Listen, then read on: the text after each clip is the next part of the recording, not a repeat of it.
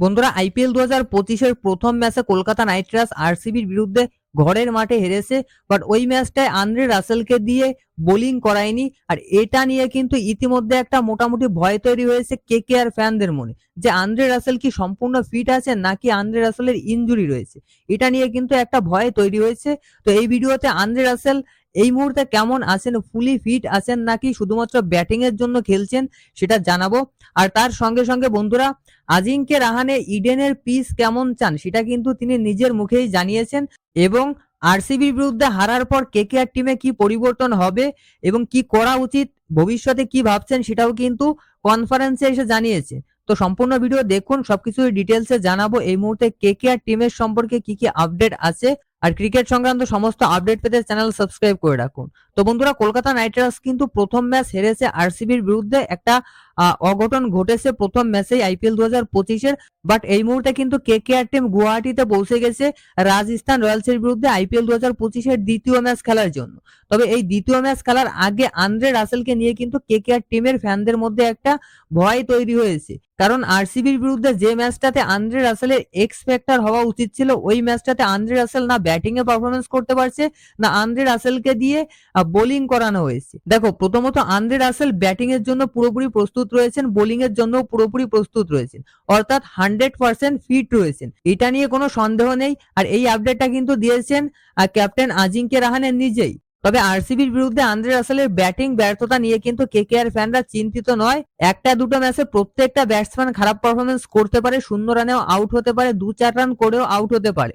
তো দেখো, Andre Russell যে বলটায় আউট হয়েছে ওই বলটা খুবই টার্ন করেছিল শ্রেয়াস শর্মার বল, যে কারণে বলটা অতটা ভিতরে গিয়ে স্টাম্পে হিট করবে সেটা আন্দ্রে রাসেল বুঝতে পারেনি। ভেবেছিল যে প্রথম বলটায় যেমন হিট করেছিল প্রথম বলটার মতো একটু অফ সাইডের দিকে আসবে, যে কারণে বলটা না বুঝে হিট করে কিন্তু আন্দ্রে রাসেল আউট হয়েছে। তবে এটা খুবই রেয়ার আউট। বাট শ্রেয়াস শর্মার ওই বলটা খুবই ভালো বল ছিল, যে কারণে আন্দ্রে রাসেল আউট হয়েছে। বাট আন্দ্রে রাসেল পরের ম্যাচগুলোতে ভালো করবে এটা নিয়ে কিন্তু কোনো সন্দেহ নেই। এবার কথা হচ্ছে আন্দ্রে রাসেলকে দিয়ে কেন বোলিং করানো হলো না প্রথম ম্যাচে। আরসিবির বিরুদ্ধে যে ম্যাচটাতে আন্দ্রে রাসেলের এক্স ফ্যাক্টর হওয়া উচিত ছিল, ওই ম্যাচটাতে বোলিং না করানোর কারণ হিসেবে আজিঙ্কে রাহানে কিন্তু জানিয়েছে যে এটা একটা ট্যাকটিক্যাল ফল্ট ছিল। মানে রাসেলকে দিয়ে বল করানোর সুযোগ পায়নি আজিঙ্কে রাহানে, যে কারণে রাসেলকে দিয়ে বল করায়নি। তবে আজিঙ্কে রাহানে জানিয়েছেন আন্দ্রে রাসেল ফুলি ফিট আছেন এবং পরবর্তী ম্যাচগুলোতে আন্দ্রে রাসেলকে দিয়ে বোলিং করানো হবে। তো প্রথম ম্যাচে আজিঙ্কে রাহানে ক্যাপ্টেন্সি করেছে কেকেআর এর হয়ে। বাট প্রথম ম্যাচটা একটু আধটু ভুল হতে পারে, সেরকম কিন্তু প্রথম ম্যাচে আজিঙ্কে রাহানে একটু আধটু না, অনেকগুলো ভুল করেছেন। এই ভুলগুলো থেকে কিন্তু শিক্ষা নিতে হবে আজিঙ্কে রাহানেকে, নাহলে কিন্তু কেকেআর এবার বিপদে পড়তে পারে। যদি এই ভুলগুলো থেকে শিক্ষা নিয়ে এগিয়ে যেতে পারে তবে অবশ্যই ভালো করবে। বাট এই ভুলগুলো যদি পুনরায় করে তবে কিন্তু কেকেআর বিপদে পড়তে পারে। তো যাই হোক, এবার আসছি কেকেআর ইডেনের পিচ কেমন চায়। দেখো, স্পেশালি ক্যাপ্টেন আজিঙ্কে রাহানে কিন্তু জানিয়েছেন যে ইডেনের পিচ যদি স্পিন ফ্রেন্ডলি পিচ হয় তবে তাদের জন্য সুবিধা হয়। তিনি জানিয়েছেন ঘরের মাঠের পিচ তারা স্পিন ফ্রেন্ডলি পিচ চায়।